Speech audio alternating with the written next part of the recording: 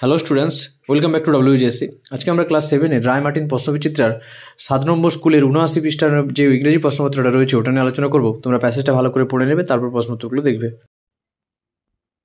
প্রথম question, the first speaker of the man's cub was an animal. মানুষের বাচ্চার জন্য প্রথম বক্তা ছিল একটি প্রাণী। তো in the above passage the free people are refer to the wolves. উপরের অনুচ্ছেদে স্বাধীন জনগণকে বলতে নেগড়েকে বোঝানো হয়েছে।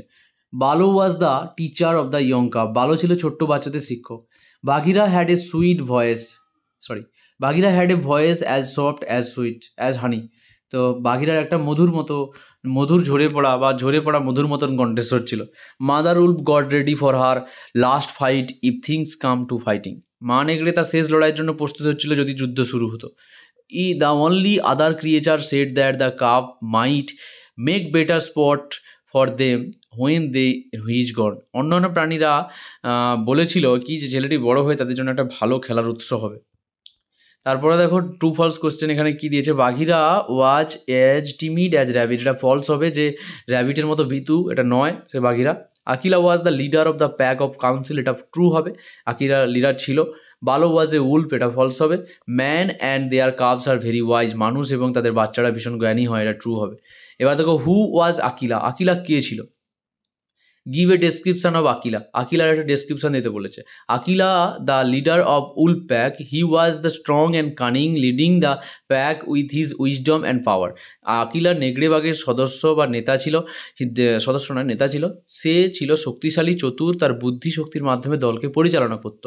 I myself will teach him. Who said this and where? Baloo said this at the pack council.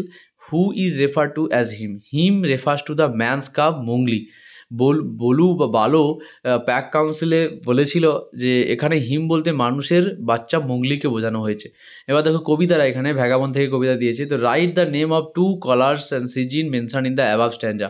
ওখানে দুটো রং এবং দুটো সিজনের কথা উল্লেখ আছে, সেটা দেখো। কালারটা কী আছে? হোয়াইট এবং ব্লু, আর সিজনটা আছে অটাম অ্যান্ড উইন্টার। তারপরে দেখো what turns the field white in autumn. শরৎকালে মাঠটা কিসে পরিণত হয়? The first turn the field white, কোন জিনিসটা বা কে মাঠটাকে সাদা করে দেয় শরৎকালে?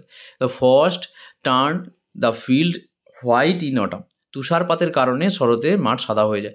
হোয়ার will the poet wish to stay in autumn? The poet wishes to stay in warm fireside haven. কবি শরতে উষ্ণ অগ্নিকুণ্ডের কাছে থাকতে চান। তারপরে দেখো এখন টু ফলস কী বলেছে। The poet will surrender to autumn only. এটা ফলস হবে। The finger turn blue for the cold weather. এটা ট্রু হবে। এবার ফাইন্ড আউট ফ্রম দ্য, এবার মিনিং খুঁজতে দিয়েছে। এ সেফ প্লেস, এটা হ্যাভেন হবে, আশ্রয়স্থল। আনসিনটা দেখো। A gentleman often forget important matters. একজন ভদ্রলোক প্রায়শই গুরুত্বপূর্ণ জিনিসগুলি ভুলে যেতেন। Once he decided to arrange a dinner to celebrate his birthday. একবার তিনি তার জন্মদিনে উদযাপনের জন্য একটি নৈশভোজের আয়োজন করার সিদ্ধান্ত নিলেন। He planned to invite a large number of friends and his relatives. তিনি অনেক বন্ধু এবং আত্মীয়দের আমন্ত্রণ জানানোর পরিকল্পনা করেছিলেন। One of the schedule date the dinner was ready by 8 AM to be served. নির্ধারিত তারিখে 8টার সময় নৈশভোজ পরিবেশনের জন্য প্রস্তুত ছিলেন। But the guest did not arrive. কিন্তু অতিথিরা এলেন না। The man waited for 2 more hours। ভদ্রলোক 2 ঘন্টা আরও অপেক্ষা করলেন। Yet nobody turn up. তবুও কেউ এলেন না। The man became very sad and frustrated. মানুষটি ভীষণ দুঃখী এবং হতাশ হয়ে পড়লেন। বিং ভেরি আপসেট, মন খারাপ হয়ে হি রিটায়ার্ড টু হিজ বেডরুম। তিনি তার শোবার ঘরে চলে গেলেন। টু হিজ সারপ্রাইজ, তিনি বিস্ময়ের সঙ্গে তিনি খুঁজে পেলেন the bundle of invitation card. তার আমন্ত্রণ পত্রগুলোকে lying on a table in the রুমের মধ্যে একটা টেবিলে পড়ে রয়েছে। হি দেন রিয়ালাইজ দ্যাট, তিনি তারপরেই বুঝতে পারলেন যে he had forgotten to post them. তখন তিনি বুঝতে পারলেন কি যে তিনি সেগুলো ডাকযোগে পাঠাতে ভুলে গেছেন। He became ashamed of his forgetfulness. তার এই ভুলমন স্বভাবের জন্য তিনি লজ্জিত বোধ করলেন। The above text is a story. এই উপরের পার্টটা একটি গল্প। The dinner was ready by 8 PM। 8টার মধ্যে নৈশভোজ প্রস্তুত ছিল। The invitation card were found in the bedroom. আমন্ত্রণ পত্রগুলি শোবার ঘরে পাওয়া গিয়েছিল। Complete the following sentences with the information from the passage. তো when the man found the invitation card undelivered, he became ashamed of his forgetfulness. যখন ভদ্রলোক দেখলেন আমন্ত্রণ লিপিগুলি পাঠানো হয়নি তখন তার নিজের ভুলোমন স্বভাবের জন্য লজ্জিত হলেন। When nobody turn up at the man's birthday party he became very sad and frustrated. যখন তার কেউ জন্মদিনের অনুষ্ঠানে এলো না তখন তিনি খুবই দুঃখী এবং হতাশ হলেন। এবার এখানে তোমাদের একটা সুটেবল টাইটেল দিতে বলেছে, দ্য ফরগেটেন ইনভাইটেশন, ভুলে যাওয়া আমন্ত্রণপত্র। এবার দেখো গ্রামারগুলো কী দিয়েছে, আন্ডারলাইন দ্য কারেক্ট অপশান, তো এটা মে হবে এখানে, তারপর এখানে হ্যাজ হবে, হ্যাজ রিড। আচ্ছা, তারপরে দেখো he got down from a running bus হবে এখানে, ঠিক আছে, পার্টিসিপল। দেখো তারপরে এখানে কি বলেছে যে all my friends are very use and appropriate suffix fill in the blanks, তো এখানে হেল্পফুল হবে। My uncle has reached home just now, এটা সঠিক ফর্ম ভার্বের ফর্ম দিতে বলেছিল। তারপরে দেখো yesterday my father asked me to bring a picture card, ঠিক আছে, picture card from the market, ঠিক আছে। তারপরে দেখো Mount Everest is the highest হবে এখানে, রাম ইজ ওল্ডার হবে, আর এ mango is as sweet to taste as an apple, okay. তারপরে দেখো এবারে কি বলেছে, one word substitution, one who write poetry, যে কবিতা লেখে তাকে কি বলে, কবি বলে, পোয়েট।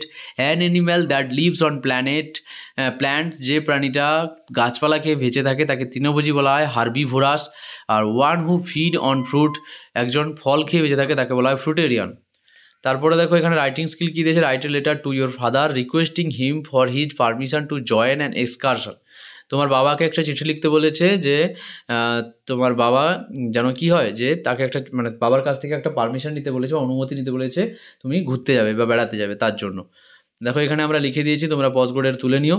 তারপরে দেখো এখানে write a short paragraph within 80 word on your experience on joining picnic, তো একটা পিকনিকে জয়েন করেছো সেই অভিজ্ঞতা নিয়ে একটা তোমাদের কী করতে হবে, চিঠি মানে প্যারাগ্রাফ লিখতে হবে, আমরা লিখে দিয়েছি, তোমরা তুলে নিও। এখানে বাংলা মানেটা তোমরা দেখতে পারো। আরও একটা চিঠি আছে যে write a letter to your friend about your hobby, তোমার হবি নিয়ে চিঠি লিখতে বলেছে, তো এখানে চিঠিটা লিখে দিয়েছি, তোমরা পজ করে এখানে তুলে নিও। দেখা হচ্ছে পরের ভিডিওতে। আর এই ভিডিওতে আমি ক্লাস 7-এর যে রায়মার্টিন প্রশ্নবিচিত্রার যে প্লেলিস্টটা আছে আমি এখানে প্লেলিস্টটা দিয়ে রাখছি, সেই প্লেলিস্ট থেকে তোমরা আগের ভিডিওগুলো যারা দেখোনি সেগুলো থেকে দেখতে পারো, আর পরের ভিডিওগুলো পেতে ওই প্লেলিস্টটা লক্ষ্য রাখতে পারো, ঠিক আছে। দেখা হচ্ছে পরের ভিডিওতে।